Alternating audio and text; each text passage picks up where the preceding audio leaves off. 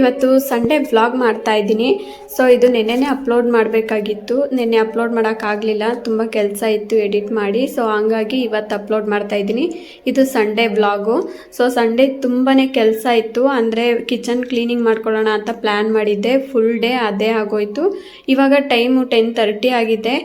Morning ನಾನು ಬೆಳಗ್ಗೆ ಪೂರಿ ಮಾಡ್ಕೊಳ್ಳೋಣ ಅಂದ್ಬಿಟ್ಟು ಹಿಟ್ಟು ಕಲಸಿಟ್ಟಿದ್ದೆ. ಅಷ್ಟರಲ್ಲಿ ನಮ್ಮ ಮಾವನೇ ಇಡ್ಲಿ ತೊಗೊಂಬಂದ್ಬಿಟ್ಟಿದ್ರು. ಎಲ್ಲರೂ ಇಡ್ಲಿನೇ ತಿಂದ್ವಿ ಬೆಳಗ್ಗೆ. ಮಧ್ಯಾಹ್ನಕ್ಕೆ ಅಡುಗೆ ಮಾಡಿದ್ದೆ. ಸೊ ಇವಾಗ ಟಿಫನ್ ಮಾಡಿಬಿಟ್ಟು ಸ್ವಲ್ಪ ಕಿಚನ್ಗೆ ಬೇಕಾಗಿರೋ ಅಂಥ ಐಟಮ್ಸು ನಾನು ಒಂದು ಸ್ವಲ್ಪ ಪ್ಲ್ಯಾನ್ ಮಾಡಿದ್ದೆ, ಸ್ವಲ್ಪ ಚೇಂಜಸ್ ಮಾಡೋಣ ಅಂದ್ಬಿಟ್ಟು. ಹಾಗಾಗಿ ಶಾಪಿಂಗ್ ಮಾಡ್ಕೊಂಡು ಬರೋಣ ಅಂತ ಹೋಗಿ ಸ್ವಲ್ಪ ಐಟಮ್ಸ್ ಎಲ್ಲ ತೊಗೊಂಬಂದ್ವಿ ಕಿಚನ್ಗೆ. ನಮ್ಮ ಅತ್ತೆನ ಕರ್ಕೊಂಡೋಗಿದ್ವಿ, ಅವರೇ ಬಂದು ಎಲ್ಲ ನನಗೇನೇನು ಬೇಕು ಎಲ್ಲ ಕೊಡಿಸಿದ್ದಾರೆ. ಸೊ ಅದನ್ನು ಕೂಡ ನಾನೊಂದು ವಿಡಿಯೋ ಮಾಡ್ತೀನಿ, ಕಿಚನ್ಗೆ ಏನೇನು ತೊಗೊಂಬಂದಿದ್ದೀನಿ ಅಂತ.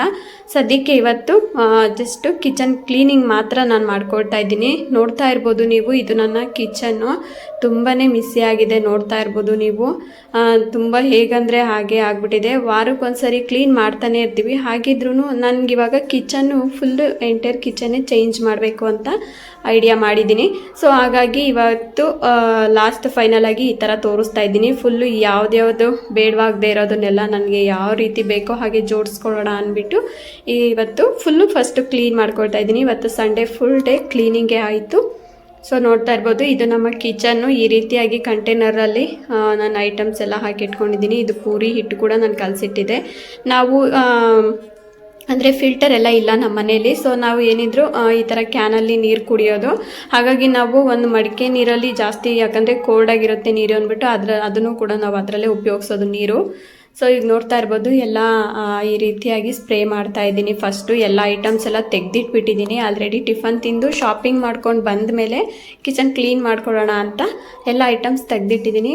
ಮೊದಲು ಈ ಚಿಮ್ನಿ ತುಂಬಾ ಗಲೀಜಾಗಿತ್ತು. ಕ್ಲೀನ್ ಮಾಡ್ತಾನೆ ಇರ್ತೀನಿ, ಆದರೂ ಕೂಡ ಚಪಾತಿ ಎಲ್ಲ ಮಾಡಿದಾಗ ಆಯಿಲಿ ಎಲ್ಲ ಹೋಗ್ಬಿಟ್ಟು ಕುತ್ಕೊಂಡು ತುಂಬಾ ಜಿಡ್ಡಿನಂಶ ಜಾಸ್ತಿ ಇರುತ್ತೆ. ಹಾಗಾಗಿ ಇದು ಆನ್ಲೈನಲ್ಲಿ ಶಾಪ್ ಮಾಡಿರೋದು ನಾನು ಸ್ಪ್ರೇನ ಮಾಡ್ತಾ ಇದ್ದೀನಿ. ಇದು ಏನಿದ್ರು ಬರೀ ಟೈಲ್ಸು ಮತ್ತು ಗ್ಯಾಸ್ ಸ್ಟವ್ ಮಾತ್ರನೇ ಯೂಸ್ ಮಾಡಬೇಕು. ಪೇಂಟ್ ಮೇಲೆಲ್ಲ ಹೊಡೆದ್ರೆ ಕಿತ್ತೋಗ್ಬಿಡುತ್ತೆ, ಪೇಂಟೇ ಎದ್ದು ಬಂದುಬಿಡುತ್ತೆ. ಆದರೂ ಕೂಡ ಸ್ವಲ್ಪ ನಾನು ಜಿಡ್ಡು ಜಾಸ್ತಿ ಇರೋದಕ್ಕೋಸ್ಕರ ಸ್ವಲ್ಪನೇ ಸ್ಪ್ರೇ ಮಾಡ್ತಾಯಿದ್ದೆ. ಸೋಪ್ ಹಾಕ್ಕೊಂಡು ಎಲ್ಲ ತೊಳೆದಕ್ಕೆ ಅದೆಲ್ಲ ಜಿಡ್ಡಿನಂಶ.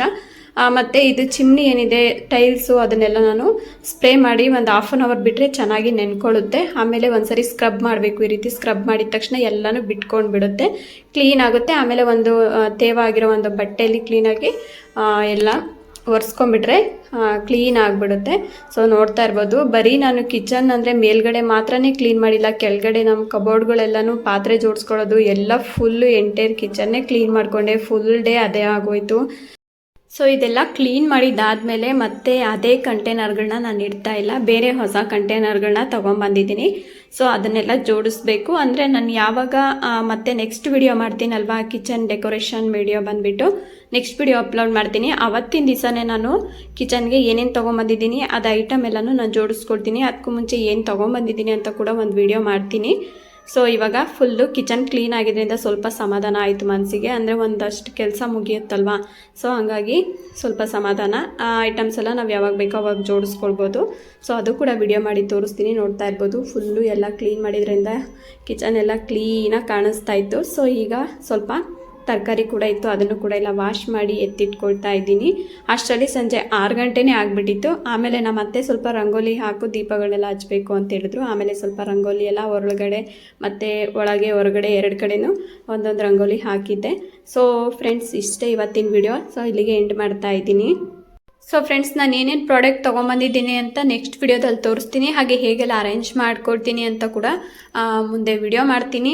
ನೀವೆಲ್ಲ ವಾಚ್ ಮಾಡ್ತಾಯಿರಿ. ಹಾಗೆ ಈ ವಿಡಿಯೋ ನಿಮ್ಮೆಲ್ಲರಿಗೂ ಇಷ್ಟ ಆಗಿದ್ರೆ ದಯವಿಟ್ಟು ಒಂದು ಲೈಕ್ ಕೊಡಿ. ಹಾಗೆ ಯಾವ ಪ್ರಾಡಕ್ಟು ಎಲ್ಲಿ ಬರಬೇಕು, ಹೇಗೆಲ್ಲ ಅರೇಂಜ್ ಮಾಡಬೇಕು ಅಂತ ನಿಮ್ಗೆ ಏನಾದರೂ ಸ್ವಲ್ಪ ಐಡಿಯಾ ಇದ್ದರೆ ಕಮೆಂಟ್ ಮಾಡಿ. ಓಕೆ, ಈ ವಿಡಿಯೋ ನಿಮ್ಗೆ ಇಷ್ಟ ಆಗಿದ್ರೆ ಲೈಕ್ ಮಾಡಿ, ಶೇರ್ ಮಾಡಿ ಅಂತ ಹೇಳ್ತಾ, ಸೊ ಸಬ್ಸ್ಕ್ರೈಬ್ ಕೂಡ ಮಾಡ್ಕೊಳ್ಳಿ. ಮುಂದಿನ ವಿಡಿಯೋದಲ್ಲಿ ಸಿಗ್ತೀನಿ. ಎಲ್ಲರಿಗೂ ಒಳ್ಳೆಯದಾಗಲಿ. ನಮಸ್ಕಾರ.